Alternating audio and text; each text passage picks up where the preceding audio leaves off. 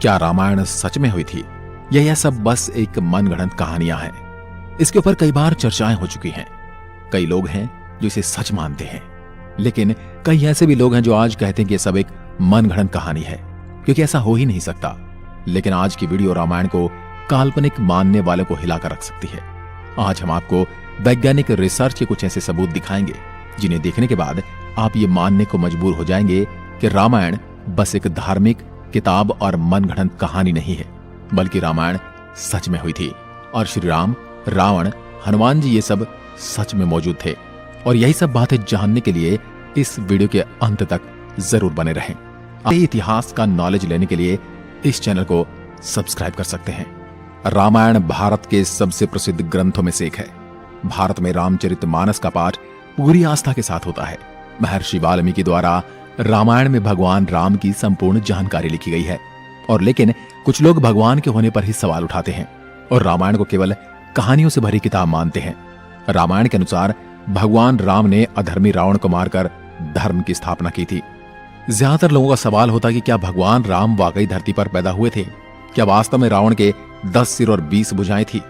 क्या हनुमान जी अपनी इच्छा से अपना रूप बदल सकते थे? और इन सब बातों की वजह से ही कई लोग रामायण को झूठ समझते हैं। मगर आज हम वैज्ञानिक अध्ययनों के आधार पर सिद्ध कर देंगे कि रामायण में वर्णित घटनाएं पूर्णतया सत्य हैं। नंबर 1, रामायण कालीन हवाई अड्डे। जितना हम रामायण को भारत में मानते हैं उतना, या फिर कहूं कि उससे भी ज्यादा श्रीलंका में माना जाता है।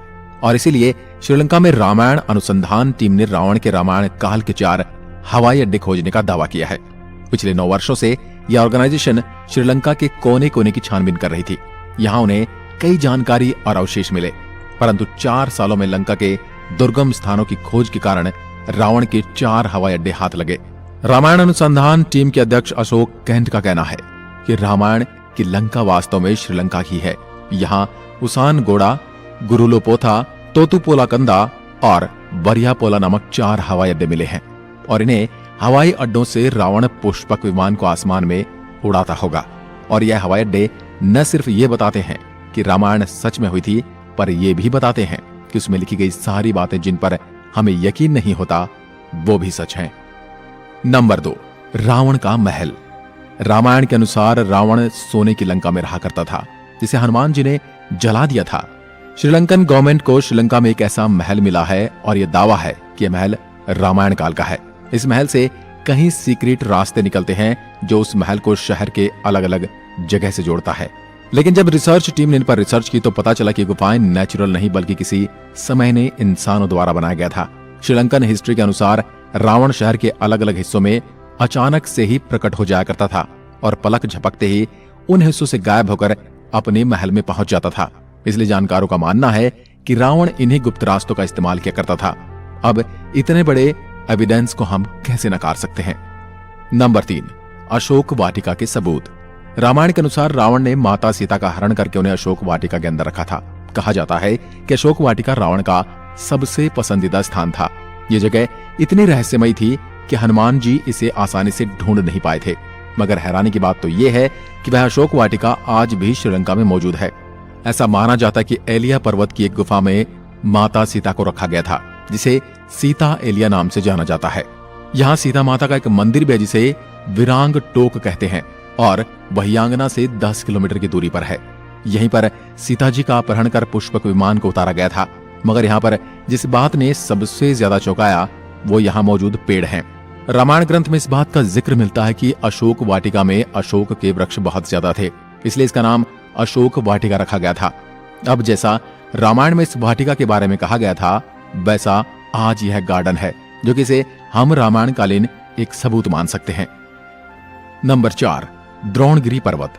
दोस्तों, रामायण में लिखा हुआ है कि युद्ध में जब मेघनाद द्वारा लक्ष्मण जी मूर्छित हो गए थे, उनकी जान बचाने के लिए संजीवनी बूटी की जरूरत पड़ी, जिसके लिए जड़ी बूटी लाने का जिम्मा हनुमान जी को दिया गया था। तब हनुमान जी संजीवनी बूटी लाने के लिए द्रोणगिरी पर्वत पर गए थे। हनुमान जी को जब संजीवनी बूटी का पता नहीं चला तो वह द्रोणगिरी पहाड़ के एक टुकड़े को ही उठाकर ले आए। मान्यताओं के अनुसार ये वही पहाड़ है जो आज भी वहां पर मौजूद है। कुछ लोग इसके बारे में कहते हैं कि आज भी उस पर्वत पर वह निशान मौजूद है जहां से हनुमान जी ने उसे तोड़ा था। लेकिन जिस पर्वत का जिक्र रामायण में मिलता है वहां आज मौजूद है। जड़ी बूटी देने के बाद हनुमान जी ने इस पहाड़ के टुकड़े टुकड़े कर इसे श्रीलंका में फेंक दिया था। जहां जहां इस पहाड़ के टुकड़े गिरे वहां के पेड़ पौधे और जड़ी बूटी बाकी जगहों से अलग होती हैं। और सच में श्रीलंका में कई कमाल की जड़ी बूटियां मिलती हैं। श्रीलंका में हिमालय की जड़ी बूटियों का मिलना इस बात का पर्याप्त सबूत है कि लक्ष्मण जी को संजीवनी देने की घटना पूर्ण रूप से सत्य है, क्योंकि ये जड़ी बूटियों के पौधे उस स्थान पर मिले हैं जहां पर लक्ष्मण जी को संजीवनी दी गई थी, जबकि दूसरे हिस्से में इस प्रकार की कोई जड़ी बूटी नहीं मिलती। नंबर 5, राम सेतु। रामायण सच में हुई थी इसका सबसे बड़ा प्रूफ है राम सेतु। राम सेतु को एडम्स ब्रिज भी कहा जाता है और इसके बारे में पक्का सबूत तब मिल गया जब नासा ने सैटेलाइट तस्वीरें जारी की। पैसिफिक ओशियन की तस्वीर में कुछ ऐसा था जिसे देखकर वैज्ञानिक भी हैरान रह गए। पैसिफिक ओशियन के हिस्से में साफ तौर से पत्थरों की एक लाइन बनी हुई नजर आ रही थी। जब वैज्ञानिकों ने इसे तस्वीर पर ज्यादा स्टडी की तो पता चला कि ये पत्थरों से बनी लाइन है। भारत के धनुषकोडी से श्रीलंका के मन्नार द्वीप तक बनी हुई है, जो लंबाई में करीब 30 किलोमीटर तक हो सकती है। पैसिफिक ओशियन में जिस हिस्से में नासा के वैज्ञानिकों के पत्थर से बना पुल नजर आया था, ये वही जगह है जिसका जिक्र रामायण में मिलता है। और अमेरिका के एक आर्कियोलॉजिकल रिसर्च टीम ने भी अपने रिसर्च में इस बात का दावा किया था कि तमिलनाडु और श्रीलंका के बीच मौजूद राम सेतु वो असल में एक मैन मेड ब्रिज है जो कई हजार साल पहले इंसानों ने बनाया था। माना जाता है 15वीं शताब्दी तक यह पैदल पार करने लायक था, लेकिन इतना ज्यादा समय बीत जाने के कारण यह पुल अपने पूर्ण स्वरूप में नहीं रहा। वैज्ञानिक दृष्टिकोण से इस फैक्ट को हम रामायण के एविडेंस के रूप में देख सकते हैं। नंबर 6, सुग्रीव की गुफा। बाली के डर से सुग्रीव जिस गुफा में रुके थे वह गुफा आज भी मौजूद है।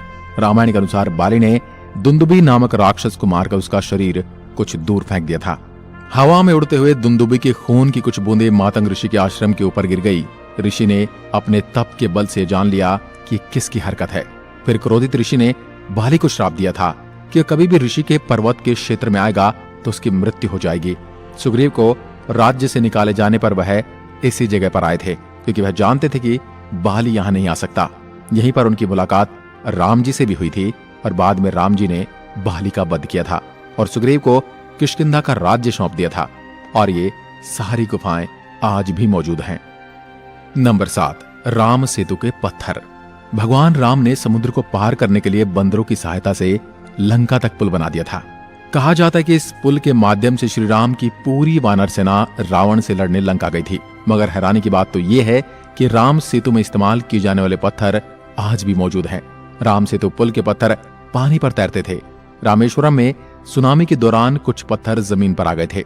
शोधकर्ताओं ने जब उन्हें दोबारा पानी में फेंका तो वह तैर रहे थे, जबकि दूसरे पत्थर पानी में डूब जाते थे।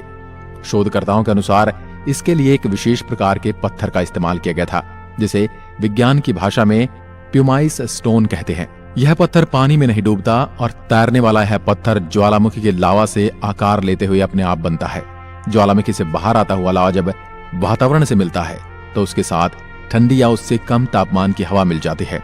यह गर्म और ठंडे का मिलाप ही इस पत्थर में कई तरह से छेद कर देता है, जिस कारण यह पत्थर पानी में नहीं डूबता। अब इन पत्थरों के पीछे का विज्ञान भी रामायण के समय उनको पता था और उन्होंने इस तकनीक का उपयोग राम सेतु को बनाने में किया था। यह रामायण का एक पुख्ता और मजबूत सबूत है। नंबर 8, जली हुई लंका के सबूत। रामायण ग्रंथ के अनुसार हनुमान जी ने लंका के सोने की नगरी को जला दिया था, मगर अभी कुछ एविडेंस मिले हैं जिन्हें लेकर कहा जा रहा है कि लंका के जलने के सबूत आज भी वहां पर मौजूद हैं। जिस जगह पर श्रीलंका को जलाया गया था वहां की मिट्टी आज भी काली है, जबकि उसके आसपास की मिट्टी का रंग वैसा ही है जैसा कि नॉर्मली मिट्टी का होना चाहिए। बस इतने से इलाके में ही काली मिट्टी मौजूद है, जो कि जली हुई लंका के सबूत को बताती है।